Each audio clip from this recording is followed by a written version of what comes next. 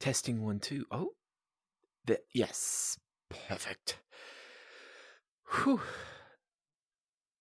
Okay, 10 minutes to go. That's looking good. Hopefully, everything's going to work really well this time round. Uh, Words, chat,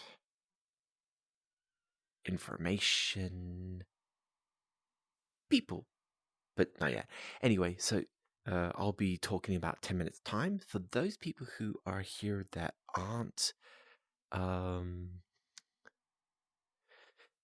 doing the live streaming, it's 10 minutes and then I'll start reading the chapter 3, A Case of Identity, as you can see here.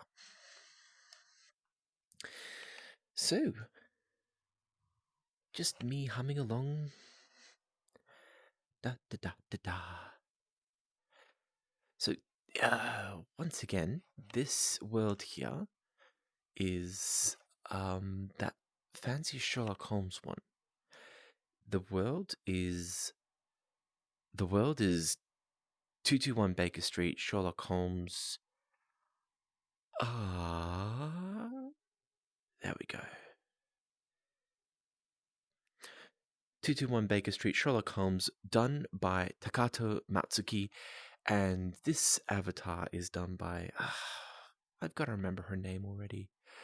But anyway, Shy VRC did an edit on existing character. That's what this one is. It's got all sparkly eyes. It's got the wonderful jumper kind of attire. The glasses. Looks cute. Anyway, I sort of wanted to do it here, right next to the chair. And the reason for the chair is because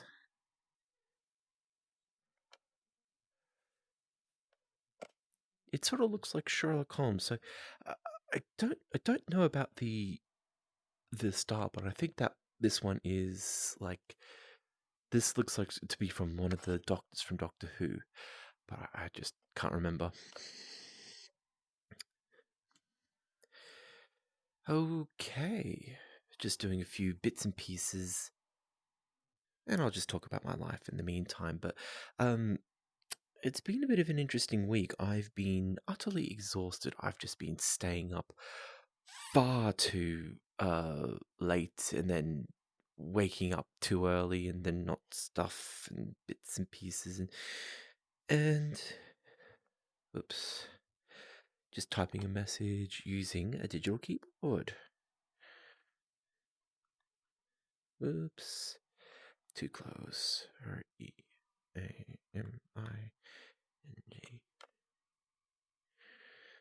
Ba ba da ba. Ba ba ba ba. Ba ba ba ba.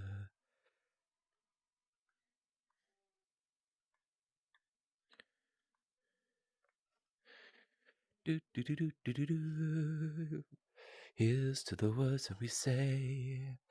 Those are the words of the melodies. But yeah, this is a beautiful world. Like, there's all this kind of interesting stuff. Like, there's all this paper here. Whoops, I've jumped up onto the thing again. But yeah, there's actual paper here, down here. Like, there's maps. There's looks like a secant is here. Is that how you say it? Secant? No, camera doesn't want to move. Boink.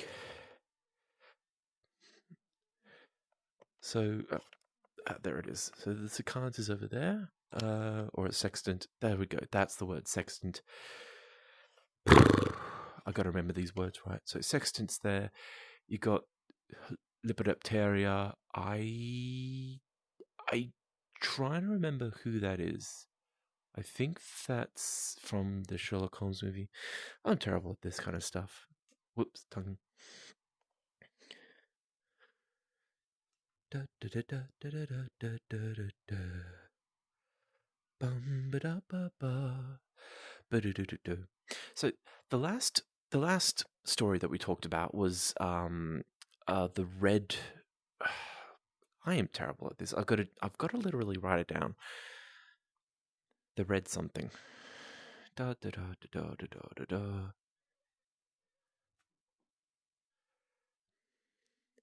It was about a red-headed guy who was sort of in the right spot. His shop was there it is, the Red-Headed League. I should have remembered that. That's silly of me. Anyway, the Red-Headed League was the last story from last week, and that's where it talked about a a man who had red head and was convinced to leave his shop for a certain amount of pounds per day so that he would copy the dictionary, basically, the encyclopedia. And he went and he actually earned a fair bit of money. And it turned out that his assistant was setting this up so that it would all come to a case of outside of the outside of the shop at the time he needed it to be so that digging could happen to get into the bank because of French currency, I believe, to that couldn't be offloaded in time, and as such, it just didn't work out for him. It just wasn't working. Because Sherlock Holmes came in the way. He found out that the secret passageway was underneath, but behind, not out on the street, and a couple of other little things. And you sort of don't really see that until the very moment he explains what everything happened. So you sort of have to guess and make wild leaps of faith sometimes to try and figure out what he's talking about. But anyway, as it is, back to here, next to the cozy chair, and the notes here. The notes. His notes. Right next to the chair. Sipping a bottle of... I don't know. I've really forgotten what he's going to be drinking at this time of day.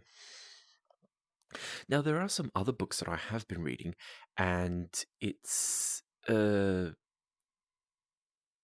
there's J.R.F. Coates, because he writes stuff that I'm interested in. He's got a science fiction book called Reborn, and I've been going through some of that stuff and sort of reading through it. The first book really did catch my attention. I am so interested in about the psychology of how someone walks through a case of different identity, which happens to the character. Not spoiling it, even though it's on the blurb of the book. Reborn by J.R.F. Coates. And yeah, that was a fun book to read. The second one, I didn't like as much. Third book, I'm more engaged with. I don't want to say bad things because I like his writing and I kind of aspire to be writing stuff like him. And so, yeah, so I'm a little nervous trying to talk about a book that I really like. Only a few minutes left. And cooking expeditions, as always. I do little bits of cooking all the time. I've done this case. What was my first thing? I cooked. Well, I cooked chicken parmigiana, and that was the first time I've actually breaded something by myself, mixing up the panko. I actually ran out of flour, so I tried corn flour. Didn't quite work that way. I'd say, yeah, you got to use actual flour instead of corn flour. Next time, I'm going to do it the way that I sort of see on TV, where you get the egg, the flour, and there was one thing where I remember you coated it in egg, you put it in flour, you put it in egg, you put it in flour again, and then you fried it. The other thing is about the oil, but I saw a good tip from one of the chats that I'm in where you can filter the oil, and if you filter the oil enough, it gets out all the debris, the bits and pieces in it, and that's often enough. That's often all you need to get it back to the where it was, and you can reuse the oil because you're getting the stuff out of it, because oil doesn't go as bad as quick as you think. But I still got to learn about how to use it all, that kind of thing. Oh, goodness me, I'm thirsty already. Where is my water bottle? There it is. Now, you might be thinking how I can find my water bottle in VR. I purposely have a gap below my eyes, so about here, I could see all the stuff about me at this level, all around me. And that's to stop me from getting motion sick, because I get motion sick, surprisingly enough, and VR has affected me. Curry's not here at the moment, but he knows.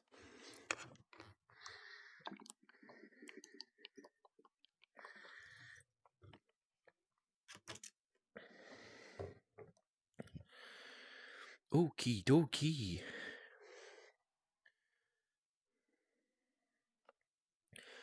Couple last minute checks, and then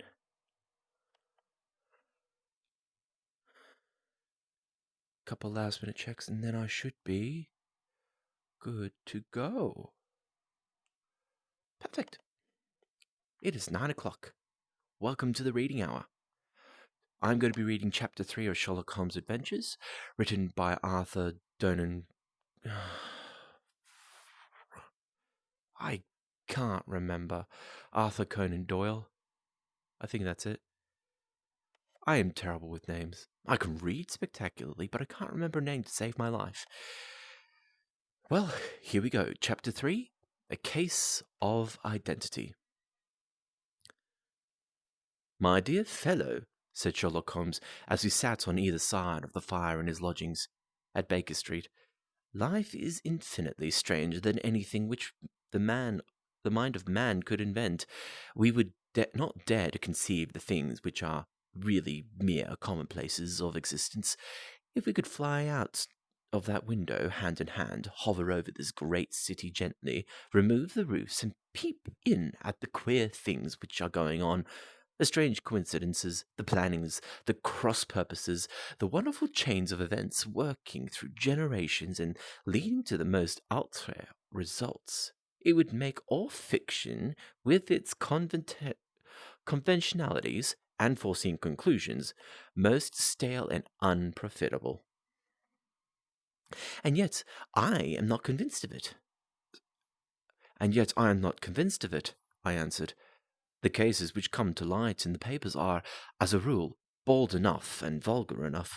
We have in our police reports realism pushed to its extreme limits, and yet the result is, it must be confessed, neither fascinating nor artistic. A certain selection and discretion must be used in producing a realistic effect, remarked Holmes.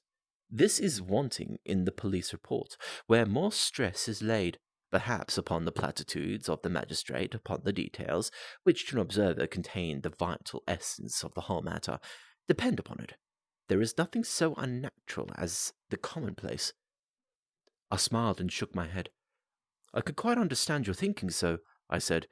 Of course, in your position of unofficial advisor and helper to everyone who is absolutely puzzled throughout 3 continents, you are brought in contact with all that is strange and bizarre. But here, I picked up the morning paper from the ground. Let us put it to a practical test. Here is the first heading upon which I come. A husband's cruelty to his wife. There is a half column of print, but I know without reading it that it is all perfectly familiar to me. There is, of course, the other woman, the drink, the push, the blow, the bruise, the sympathetic sister or landlady. The crudest of writers could invent nothing more crude. Indeed, your example is an unfortunate one for your judgment, said Holmes, taking the paper and glancing his eye down it. This is the Dundas separation case, and, as it happens, I was engaged in clearing up some small points in connection with it. The husband was a teetotaler. The husband was a teetotaler.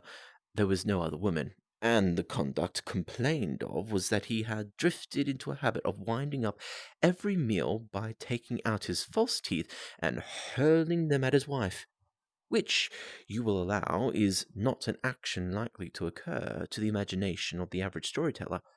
Take a pinch of snuff, doctor, and acknowledge that I have scored you over your example. There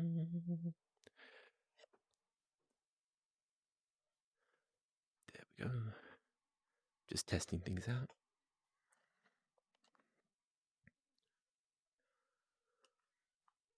He held out a snuff-box of old gold with a great amethyst in the center of the lid. Its splendor was in such contrast to his homely ways and simple life that I could not help commenting upon it. "Ah," said he, "I forgot that I had not seen you for some weeks. It is a little souvenir from the King of Bohemia, in return for my assistance in the case of the Irene Adler papers." "And the ring?" I asked, glancing at the remarkable brilliant which sparkled upon his finger.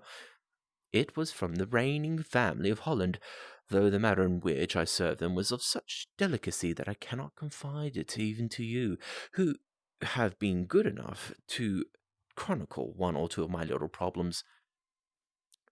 "And have you any on hand just now?" I asked with interest. "Some 10 or 12, but none which present any feature of interest. They are important, you understand, without being interesting. Indeed, I have found that it is usually in unimportant matters that there is a field for the observation, and for the quick analysis of cause and effect which gives the charm to an investigation. The larger crimes are apt to be the simpler, for the bigger the crime, the more obvious, as a rule, is the motive. In these cases, save for one rather intricate matter, which has been referred to me from Marseilles, there is nothing which presents any features of interest. It is possible, however, that I may have something better before very many minutes are over, for this is one of my clients, or I am very much mistaken." He had risen from his chair, and was standing between the parted blinds, gazing down onto the dull, neutral-tinted London street. Looking over his shoulder, I saw that on the pavement opposite there stood a large woman with a heavy fur boa around her neck, and a large curling red feather in a broad-brimmed hat, which was tilted in the coquettish Duchess of Devonshire fashion over her ear. From this, the great panoply she peeped up in was an sorry. From under this great panoply she peeped up in a nervous, hesitating fashion at our windows, while her body oscillated backward and forward, and her fingers fidgeted with her gloved buttons. Suddenly, with a plunge, as of the swimmer who leaves the bank, she hurried across the road, and we heard the sharp clang of the bell. "I have seen these symptoms before," said Holmes, throwing his cigarette into the fire. "Oscillation upon the pavement always means an affaire de corps. She would like advice, but is not sure what the matter, uh, but is not sure that the matter is not too delicate for communication. And yet, even here, we may discriminate when a woman has been seriously wronged by a man. She no longer oscillates, and the usual symptom is a broken bell wire. Here we may take it that there is a love matter, but that the maiden is not so much angry as perplexed or grieved. But here she comes in person to resolve our doubts."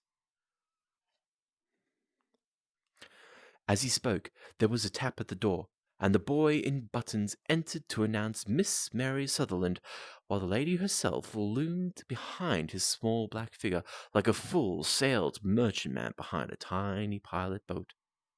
Sherlock Holmes welcomed her with the easy courtesy for which he was remarkable, and, having closed the door and bowed her into an armchair, he looked over her in the minute and yet abstracted fashion which was peculiar to him. "Do you not find," he said, "that with your short sight it is a little trying to do so much typewriting?" "I did at first," she answered, "but now I know where the letters are without looking." Then, suddenly realizing the full purport of his words, she gave a violent start and looked up with fear and astonishment upon a broad, good-humoured face. "You've heard about me, Mr. Holmes," she cried. How could you know all that?" "Never mind," said Holmes, laughing. "It is my business to know these. It is my business to know things. Perhaps I have trained myself to see what others overlook. If not, why should you come to consult me?" "I came to you, sir, because I heard of you from Mrs. Etheridge, whose husband you found so easy when the police and everyone had given him up for dead. Oh, Mr. Holmes, I wish you would do as much for me." I'm not rich, but I still have 100 a year in my own right.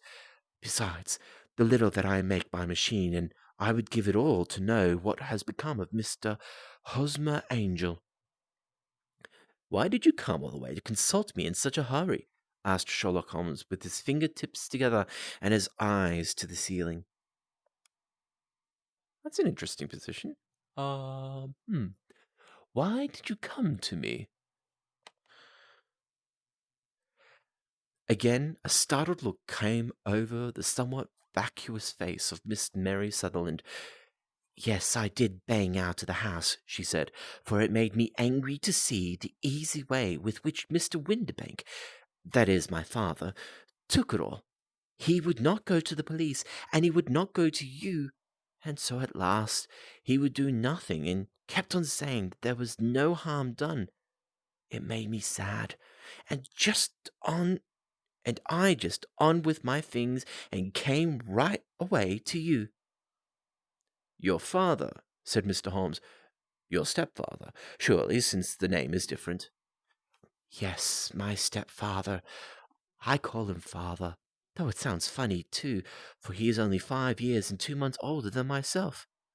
"And your mother is alive?" "Oh, yes, mother is alive and well. I wasn't best pleased, Mr. Holmes, when she married again so soon after father's death, and a man who was nearly 15 years younger than herself.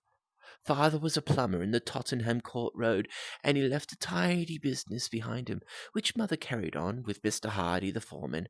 But when Mr. Windibank came, he made her sell the business, for he was very superior. Being a traveller in wines, they got £47,000 for the goodwill and interest, which wasn't near as much as father could have got it if he was alive." I'd expected to see Sherlock Holmes impatient under this rambling and inconsequential narrative, but on the contrary, he had listened with the greatest concentration of attention. "Your own little income?" he asked. "Why does it come out of the business?" "Oh, no, sir. It is quite separate, and was left me by my uncle Ned in Auckland. It is in New Zealand stock, paying 4.5% £2,500 was the amount, but I can only touch the interest." "You interest me greatly," said Holmes, "and since you draw me so large a sum as 100 a year, with what you earn in the bargain, you no doubt travel a little and indulge yourself in every way. I believe that a single lady can get on very nicely upon an income of about £60. "I could do with much less than that, Mr. Holmes, but you understand that as long as I live at home, I don't wish to be a burden to them, and so they have the use of the money just while I am staying with them. Of course, that is only just for the time. Mr. Windibank draws my interest every quarter and pays it over to mother, and I find that I can do pretty well with what I earn at typewriting. It brings me 2 pence a sheet, and I can often do from 15 to 20 sheets in a day." Just a side narrative on this. Um, Sheets a day. So you got a certain amount of words. Like, for example, with this one, okay, so we're about 40. I'd say that it's about 700 words a page. I could be wrong. I haven't counted. I'm doing a guess. 700 words for a page like this that we have. And then you're doing, how many did she say? 15 to 20 sheets in a day. That's a lot of typing. 15 times 7 is 700 words. That's right. Is 10,500. That is a lot of writing, and that's for a work day. That's not that's not that's not from morning to dusk. That seems like an 8, maybe 9 hour workday. I don't know about the history, but that's a bit of an interesting thing. That's a very fast typing speed. And then she can do up to 20, and she does that consistently. So she could write a novel in 2 weeks. That's a lot of words. Back to the story. Sorry for the tangent. You have made your position very clear to me, said Holmes. This is my friend, Dr. Watson, before whom you can speak as freely as before myself. Kindly tell us now about. Oh, uh. Sorry, my screen went blank and I got worried for a moment. All good.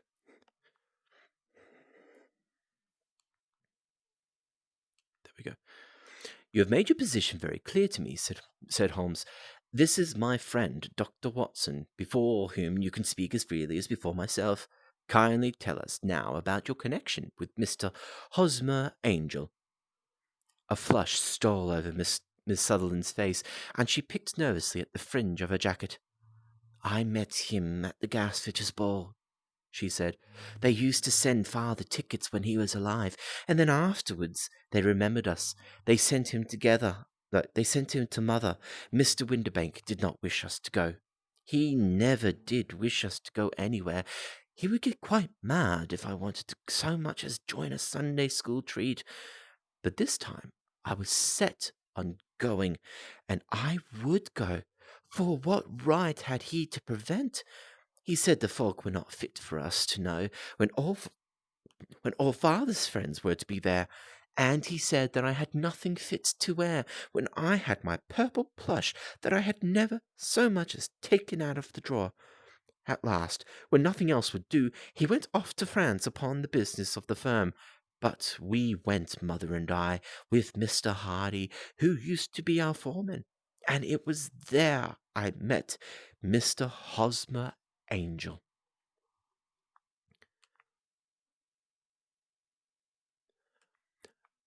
I suppose, said Mr. Holmes, that when Mr. Windibank came back from France, he was very annoyed at you having gone to the ball.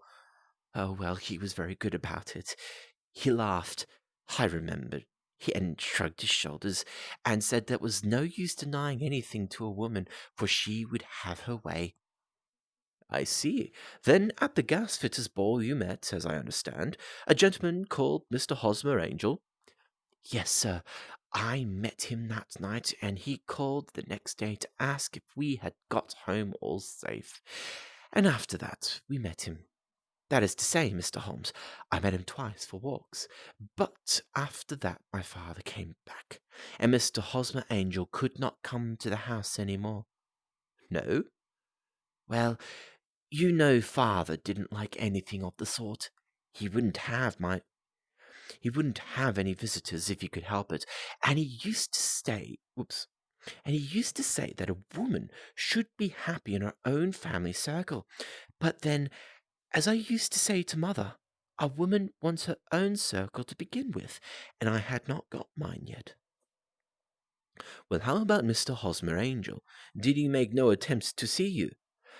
Well, father was going off to France again in a week, and Hosmer wrote and said that it would be safer and better not to see each other until we had gone. We could write in the meantime, and he used to write every day. I took the letters in the morning, so there was no need for father to know. Were you engaged to the gentleman at this time? Oh, yes, Mr. Holmes. We were engaged after the first walk that we took. Hosmer, Mr. Angel, was a cashier in an office in Leadenhall Street. At what office? That's the worst of it, Mr. Holmes. I don't know. Where did he live then? He he slept on the premise. And you don't know his address?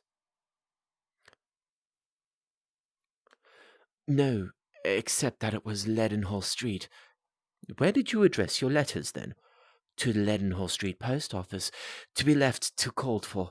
He said if they were sent to the office, he would be chaffed by all the other clerks about having letters from a lady.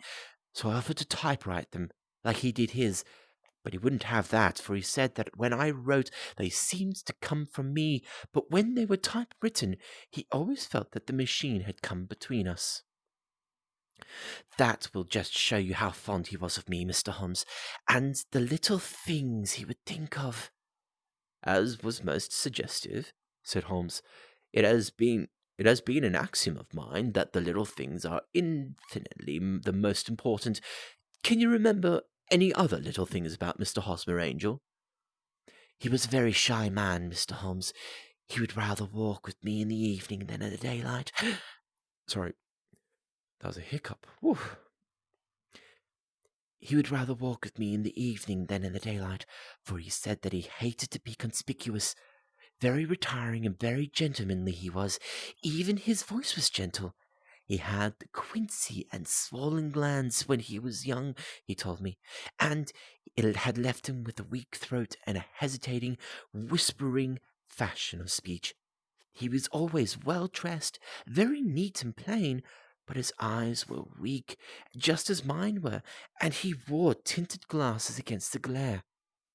Well, and what happened when Mr. Windibank, your stepfather, returns to France? Mr. Hosmer Angel came to the house again and proposed that we should marry before father came back.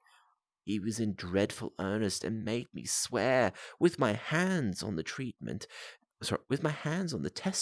that whatever happened I would always be true to him. Mother said he was quite right to make me swear, and it was a sign of his passion. Mother was all in his favour from the first, and was even fonder of him than I was. Then, when they talked of marrying within the week, I began to ask about father, but they both said never to mind about father, just to tell him afterwards. And mother, she said, would make it all right with him. I didn't quite like that, Mr. Holmes. It seemed funny that I should ask his leave, as he was only a few years older than me. But I didn't want to do anything on the sly, so I wrote to father at Bordeaux, where the company had its French offices, but the letter came back to me on the very morning of the wedding. It missed him then? Yes, sir, for he had started to England just before it arrived.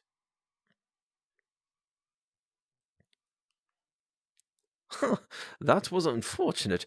Your wedding was arranged, then, for the Friday. Was it to be in church?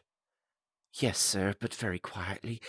It was to be at St. Saviour's, near King's Cross, and we were to have breakfast afterwards at the St. Pancras Hotel.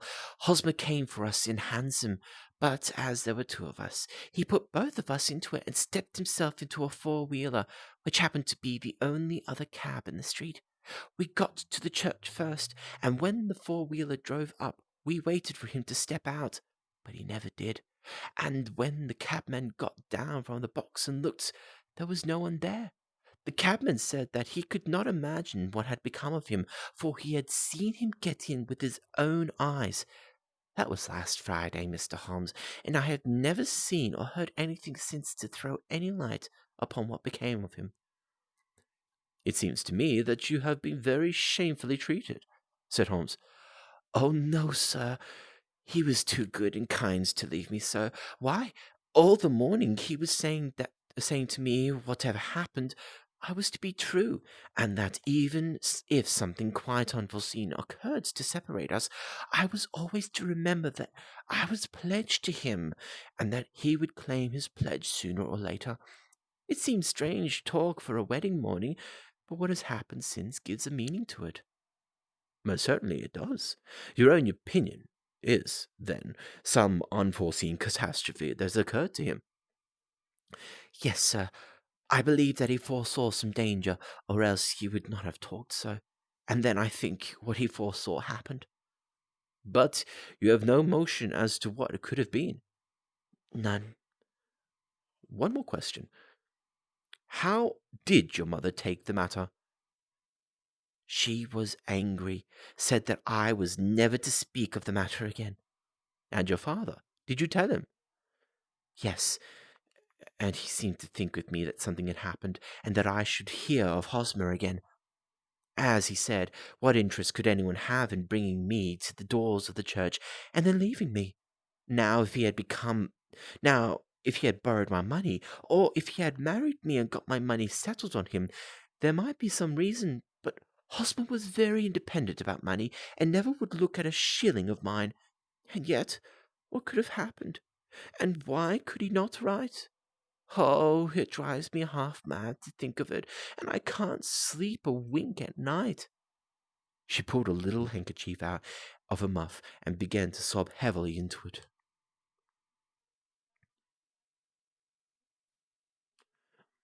"I shall glance at the case for you," said Holmes, rising, "and I have no doubts that we shall reach some definite result. Let the weight of the matter rest upon me now, and do not let your mind dwell upon it further. After all, try to let Mr. Hosmer Angel vanish from your memory as he has done from your life." "Then you don't think I'll see him again?" "I fear not." "Then what has happened to him?" "You will leave that question in my hands. I should like an accurate description of him, and any letters of which you can spare." "I advertised for him in last Saturday's Chronicle," said she. "Here is the slip, and here are 4 letters from him." "Thank you. And your address?"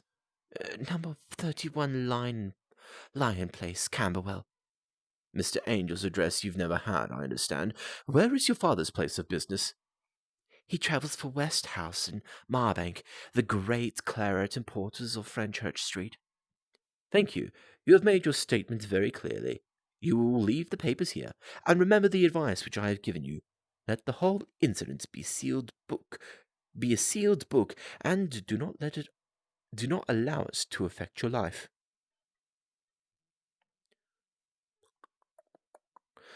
"You're very kind, Mr. Holmes, but I cannot do that. I shall be true to Hosmer. He shall find me ready when he comes back." For all the preposterous hat and the vacuous face, there was something noble in the simple faith of her visitor, which compelled our respect. She had laid her little bundle of papers upon the table and went away, with a promise to come again whenever she might be summoned. Sherlock Holmes sat silent for a few minutes with his fingertips still pressed together with his legs stretched down in front of him, and his gaze directed upward into the ceiling. Did he did he stare at the ceiling the whole time? Huh. Then he took down from the rack the old and oily clay pipe, which to him as a counsellor, and having lit it, he leaned back in his chair with the thick blue cloud wreath spinning up from him and a look of infinite languor in his face. "Quite an interesting study, that maiden," he observed. "I found her more interesting than her little problem, which, by the way, is a rather trite one. You'll find parallel cases, if you consult my index, in Andover in '77, and there was something of the sort in Hague last year. Old as the idea is, however, there were 1 or 2 details which were new to me, but the maiden herself was most instructive." "You appear to have a good read You have you appeared to read a good deal upon her, which was quite inevitable to me," I remarked. "Not invisible, but unnoticed, Watson. You did not know where to look, and so you missed it all that was important. I can never bring you to realize the importance of sleeves, the suggestiveness of thumbnails, or the great issues that may hang from bootlace. Now, what did you gather from that woman's appearance? Describe it." "Well, she had a slate-colored, broad-brimmed straw hat, with a feather of a brickish red. Her jacket was black, with black beads sewn upon it, and a fringe of the little black jet ornaments. Her dress was brown, rather darker than her coffee color, with a little purple plush at the neck and sleeves. Her gloves were grayish, and were worn through at the right forefinger. Her boots I didn't observe. She had a small round hanging gold earrings, and a general air of being fairly well-to-do in a vulgar, comfortable, easy-going way." Sherlock Holmes clapped his hands softly and chuckled. "'Pon my word, Watson, you are coming along wonderfully. You really have done very well indeed. It is true you have missed everything of importance, but you have hit upon the method, and you have a quick eye for color. Never trust to general impressions, my boy, but concentrate yourself upon the details. My first glance is always at a woman's sleeve. In a man, it is perhaps better first to take the knee of the trouser, as you observe. This woman has plush upon her sleeves, which is most useful material for showing traces. The double line a little above the waist, where the typewriter presses against the table, was beautifully defined. The sewing machine of the hand's type leaves a similar mark, but only on the left arm, and on the side of it, the furthest from the thumb, instead of being right across the border's part. As this was, I then glanced at her face, and observing the dint of pince nez at either side of her nose, I ventured a remark upon short sight and typewriting, which seemed to surprise her. If I recall, Prince. So this is not the story. If I recall, Prince Nez is like glasses on a wireframe that literally just sat on the nose. So they weren't back on the ear like these glasses are. They just sat on the nose, and they stayed there. And you sort of crushed them against the bridge of your nose, and it would just hold there. But if you tilted your head forward, they would also tilt forward. If you tilted your head back, and they tilt back, and they could get all kinds of focusing issues. Like it wasn't the easiest thing to work with. And for a typewriter, so they have their arms out and they're typing. They have to sort of sit like the proper way that we do, arched back, typing tap tap tap tap tap, and you couldn't just move it away because the paper was inside the spool or wherever it was. So yeah, that's interesting. It surprised me, but surely it was obvious. I was then much surprised and interested on glancing down to observe that, though the boots which she was wearing was not unlike each other, they were really odd ones. The odd having a slightly decorative toe cap, and the other a plain one. One was buttoned only with 2 fingers out of the 5. How do I get that finger out without me doing it? I, I'm getting into settings things. Sorry about the pause. Do, do, do, do, do, do, do, do, do. One was buttoned only in the 2 lower buttons out of the 5, and the other one at the first, third, and fifth.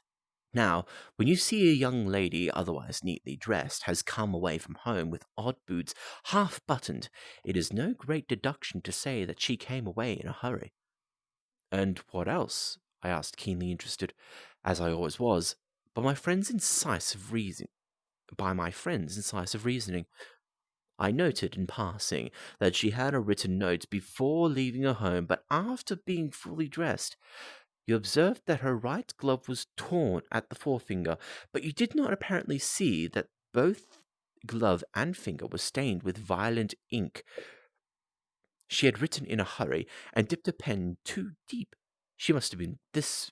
It must have been this morning, or the mark would not remain clear upon the finger. All this is amusing, though rather elementary. But I must go back to business, Watson. Would you mind reading me the advertised description of Mr. Hosmer Angel? I held the little printed slip to the light. Missing, it said. On the morning of the 14th, a gentleman named Hosmer Angel, about 5 foot 7 inches in height, strongly built, shallow complexion, black hair, a little bald in the centre, bushy, black side whiskers and moustache, tinted glasses, slight infirmary of speech, was dressed when last seen in black frock coat, faced with silk black waistcoat, gold Albert chain, and grey Harris tweed trousers, with brown gaiters over elastic-sided boots, known to have been employed in an office in Leadenhall Street. Anyone bringing NC NC. I'm not sure what NC NC means. I'll have to figure that one out. Probably and so on and so on. That will do, said Mr. Holmes. As to the letters, he continued, glancing over them, they are very commonplace. Absolutely no clue in them to Mr. Angel, save that he quotes Balzac once. There is one remarkable point, however, which will no doubt strike you. They are typewritten, I remarked. Not only that, but the signature is typewritten. Look at the neat little Hosmer Angel at the bottom. There is a date, you see, but no superscription except Leadenhall Street, which is rather vague. The point about the signature is very suggestive. In fact, we may call it conclusive. Of what? My dear fellow, is it possible you do not see how strongly it bears upon the case? I cannot say that I do, unless it were that he wishes to be able to deny his signatures if an action for breach or promise were instituted. No, um, ah, whoops, I did the voices wrong. Of what? My dear fellow, is it possible you do not see how strongly it bears upon the case? I cannot say that I do, unless it were that he wished to be able to deny his signature if an action for breach of promise were insinuated. No, that is not the point. However, I shall write 2 letters, which should settle the matter. One is to a firm in the city, and the other is to the young lady's stepfather, Mr. Windibank, asking him whether he could meet us here at 6 o'clock tomorrow evening. It is just as well that we should do business with the male relatives. And now, doctor, we can do nothing until the answers to those letters come, so we may put our little problem upon the shelf for the interim. I had so many reasons to believe in my friend's subtle powers of reasoning and extraordinary energy in action that I felt that he must have some solid grounds for the assured and easy demeanour with which he treated the singular mystery which he had been called upon to fathom. Only one had I known him to fail, in the case of the King of Bohemia and of the Irene Adler photograph. But when I looked back to the weird business of the sign of four and the extraordinary circumstances connected with the study in scarlet, I felt that it would be a strange tangle indeed which he could not unravel. I left him then, still puffing at his black clay pipe, with the conviction that when I came again or the next evening, I would find that he held in his hands all the clues which could lead up to the identity of the disappearing bridegroom of Miss Mary Sutherland. A professional case of great gravity was engraving my own attention at the time, and the whole of the next day. I was busy at the bedside of a sufferer. It was not until close upon 6 o'clock that I found myself free, and was able to spring into a hansom and drive to Baker Street, half afraid that I might be too late to assist at the uh, at the denouement of the little mystery. I found Sherlock Holmes alone, however, half asleep with his long, thin form curled up in the recesses of his armchair, a formidable array of bottles and test tubes with the pungent, cleanly smelling of hydrochloric acid, and told me that he had spent his day in the chemical work which was so dear to him. Well, have you solved it? I asked as I entered. Yes, it was the yes, it was the bisulfate of baryta. No, no, the mystery! I cried. Oh, that! I thought of the salts that I had been working upon. That was never any mystery in the matter, though, as I said yesterday, some of the details are of interest. The only drawback is that there is no law, I fear, that can touch the scoundrel.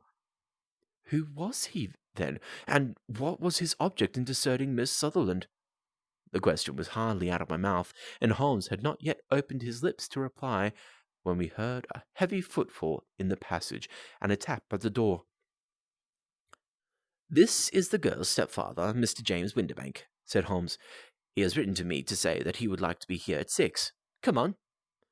The man who entered was a sturdy, middle-sized fellow, some 30 years of age, clean-shaven and shallow-skinned, with a bland, insinuating manner and a pair of wonderfully sharp and penetrating grey eyes.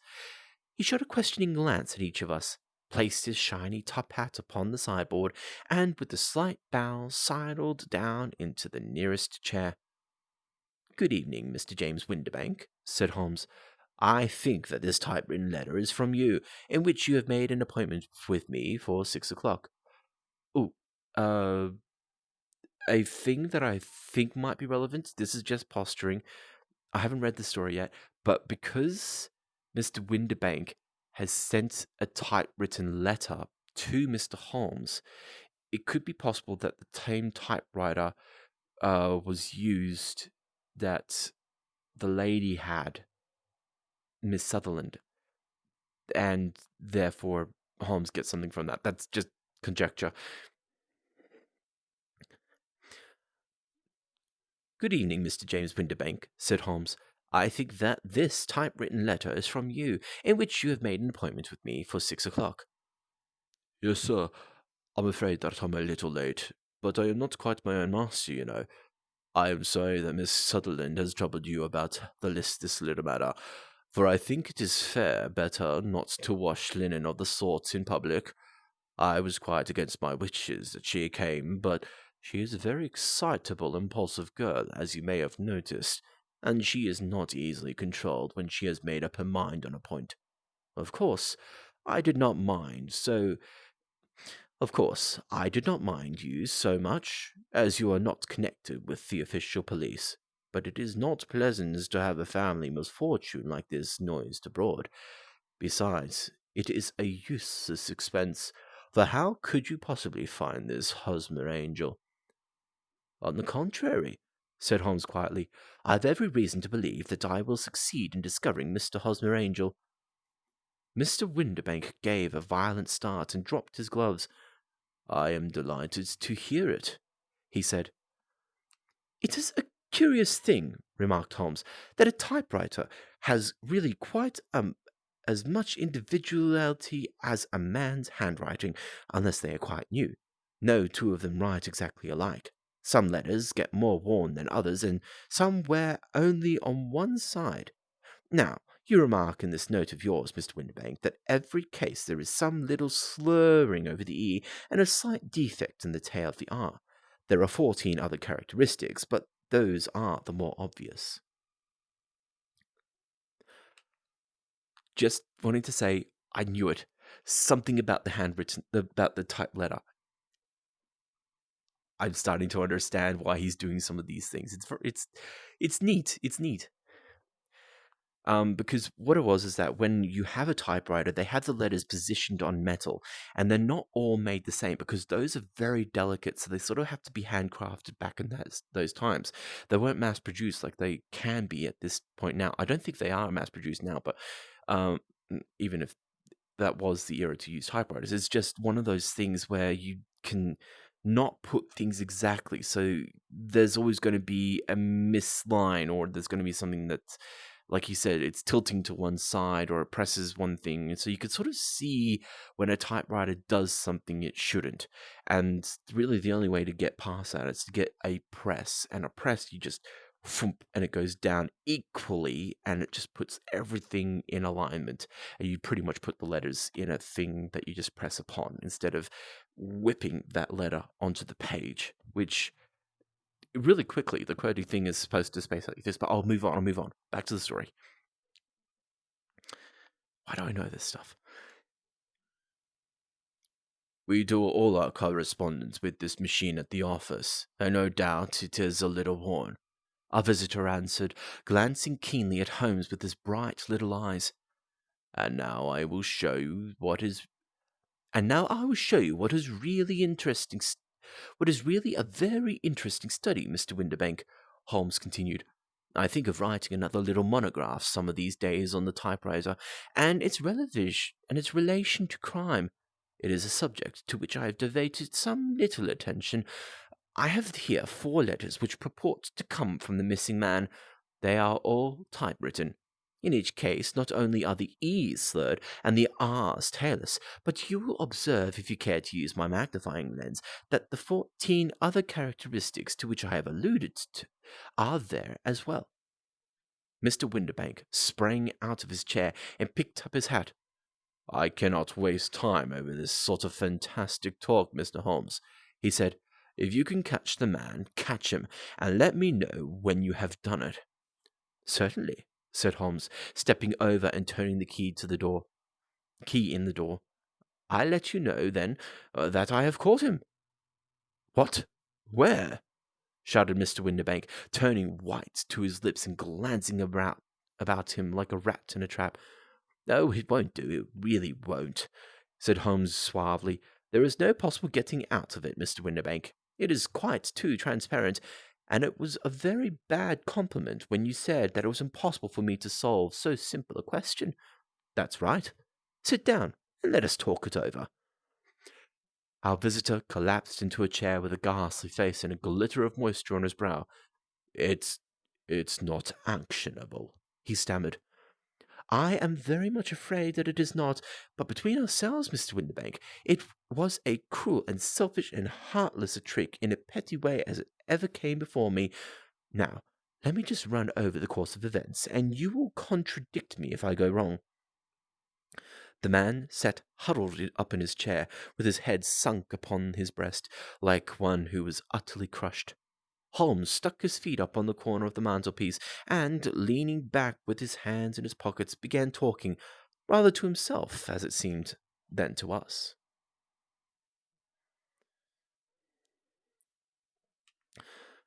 The man married a woman much older than himself for her money, said he, and he enjoyed the use of the money of the daughter as long as she lived with them. It was a considerable sum for people in their position, and the loss of it would have made a serious difference. It was worth an effort to preserve it. The daughter was of a good, amiable disposition, but affectionate and warm-hearted in her ways, so that it was evident that, with her fair personal advantages and her little income, she would not be allowed to remain single long. Oh, oh, oh, sorry. She would not be allowed to remain single for long. Where am I?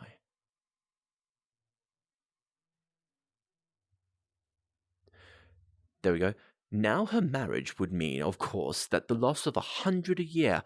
So does her stepfather So what does her stepfather do to prevent it? He takes the obvious course of keeping her at home and forbidding her to seek the company of people of her own age. But soon he found out that she would not answer forever. She became restive and insisted upon her rights, and finally announced her positive intention of going to a certain ball. What does her clever stepfather do then?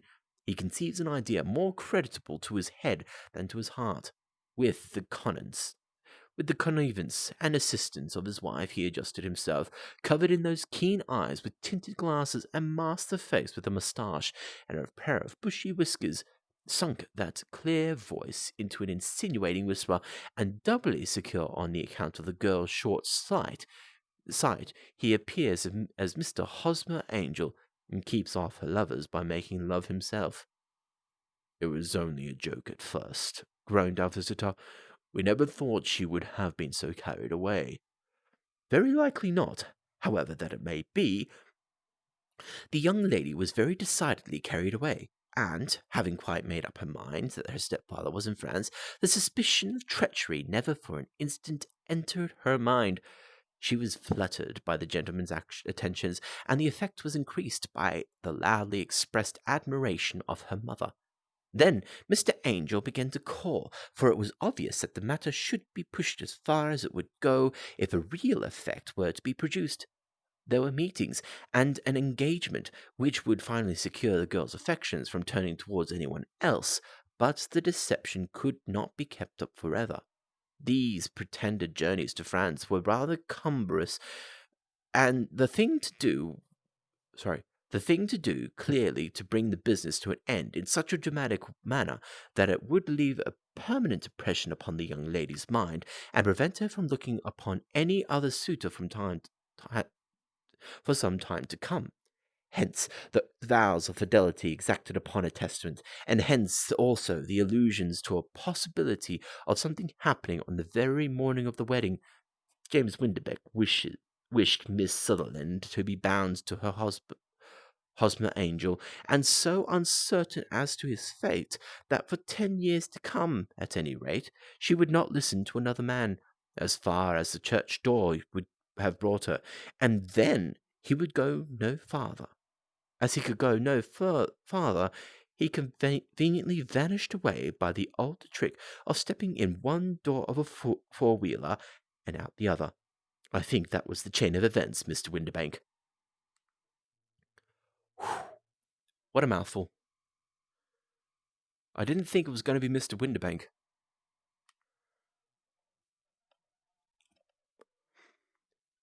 Our visitor had recovered something of his assurance when Holmes had been talking, and rose from his chair, now that with the cold sneer upon his pale face. It may be so, it may not, Mr. Holmes, said he, but if you are very sharp, you ought to be sharp enough to know that it is you who are breaking the law now, and not me. I have done nothing actionable from the first, but as long as you keep that door locked, you lay yourself open to an action for assault and illegal constraint. The law cannot, as you say, touch you, said Holmes, unlocking and throwing open the door. Yet there never was a man who deserved punishment more. If the young lady has a brother or a friend, he ought to lay a whip across your shoulders, by Jove. He continued, flushing up at the sight of the bitter sneer upon the man's face. It is not part of my duties to my client, but here's a hunting crop handy, and I think I shall just treat myself to. He steps upon the stairs, the heavy hall door banged, and from the window we could see Mr. James Windibank running at the top of his speed down the road. There's a cold-blooded scoundrel, said Holmes, laughing as he threw himself down into his chair once more. That fellow will rise from crime to crime until he does something very bad and ends on a gallows. The case has, in some respects, not entirely devoid of interest. I cannot now see all those steps to your reasoning, I remarked. Well, of course, it was obvious from the first that Mr. Hosmer Angel must have some strong object for his curious conduct, and it was equally clear that the only man who really profited from the incident, as far as we could see, was the stepfather. Then the fact that two men were never together, but that one always appeared when the other was away, was suggestive. So were the tinted spectacles and the curious voice, which both hinted at a disguise, as did the bushy whiskers. My suspicions were all confirmed by his peculiar action in typewriting his signature, which of course inferred that his handwriting was so familiar to her that she would recognize even the smallest sample of it. You see, all these isolated facts together, with many more minor ones, all pointed in the same direction. And how did you verify them?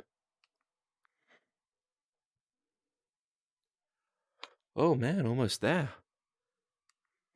Having once spotted my man, it was easy to get corroboration. I knew the firm for which this man worked. Having taken the printed description, I eliminated everything from it which could be the result of a disguise, the whiskers, the glasses, the voice, and I sent it to the firm with a request that they inform me whether it answered the description of any of their travellers. I had already noticed the peculiarities of the typewriter, and I wrote to the man himself at his business address asking if he would like to come here.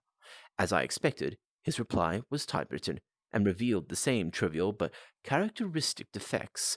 The same post brought me a letter from Westhouse and Marbank of Fenchurch Street, to say that the description tallied in every respect with that of their employee, James Windibank, Valadour. Voila, voila, do. I don't know how to pronounce that. Voila, do. And Miss Sutherland. If I tell her, she will not believe me. You remember the old Persian saying, there is danger for him who taketh the tiger cub, and danger also for whoso snatches the delusion from a woman. There is as much sense in Hafiz as in Horace, and as much knowledge of the world. Well, that is that. Chapter 3. Thank you for attending. I think there's only one person here this time. I am so wrong. I am so wrong. There is a lot more people than just one. Thank you all for coming. I'm still getting used to reading all the Twitch stats. It says one thing and then but it doesn't tell me all the accurate information. I'll get the hang of Twitch eventually, I'm assuming. Yeah, it was kind of cool. I didn't know I knew these things about pince-nez glasses and typewriters, but of course, as someone who likes to write, I kind of learned a little bit about typewriters, and there was at least some murder mysteries out there that I was interested in. But yeah, I'm now very curious. There was the ANSI. I've got to figure out what that means. And voila, tau, toi. I don't know how to pronounce that French word. TOUT.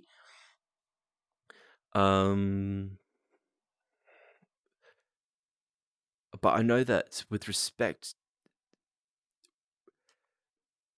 um, tallied in every respect with that of their employee. I think it's just employee. Yeah. Some funny words there. Some funny words. Windibank. Sutherland. Angel. Angel was an interesting last name. Huh. Anyways, we're nearly out of time. 5 minutes to go, but I need a bit of a stretch. I haven't been sleeping very well. It was nice to see you all. Thank you very much for coming again. And um I'll choose another place in this wonderfully built room. Actually, I wouldn't mind doing a little bit of a look around. Let me clear some of my screen up a little bit because I've got everything blocking my view. There we go. So,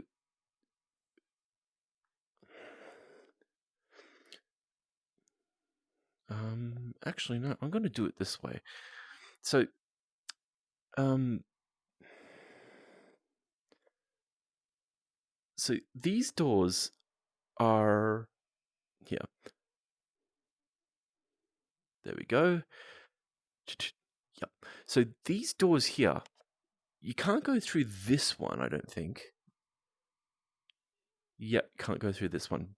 But the one behind me, you can. And just whoop into this beautiful sort of room. And here is mention of a typewriter. And the ink, and paper, and book. And that's supposed to be a gas lamp. I don't think that they had electricity quite in that time. But I can't. Yeah. That looks to be a thin wick, so that's probably got the wick with the oil in there. It's thin up there. That means it's supposed to hold a wick, which is slowly drawing up the stuff to burn off with fire. And the wallpaper, it doesn't feel old. It feels really rich, and it does feel quite nice. This is the cando with the tallow. Whoops, I'll be a bit slow. Water, acid, just like the acid in the story. Yeah, there's a few fun things all here. Anyway, I will probably do stuff in this one. I'm not going to read ahead. I'm going to learn about these mysteries as you do, and I sort of want to figure it out as you can as well. They're quite fun. I didn't think Sherlock Holmes would be this kind of fun, though it is interesting just how much detail he goes into that we just can't possibly see in the story. And even if it was told in the story, would it be like blasted too much that we'd know, oh, there's the answer, and it's not a red herring? And it's just some of the stuff, it's the way it is, I guess. Oops, sorry. Anyways, good night, or good morning, or good day, whichever it is, and see you next week.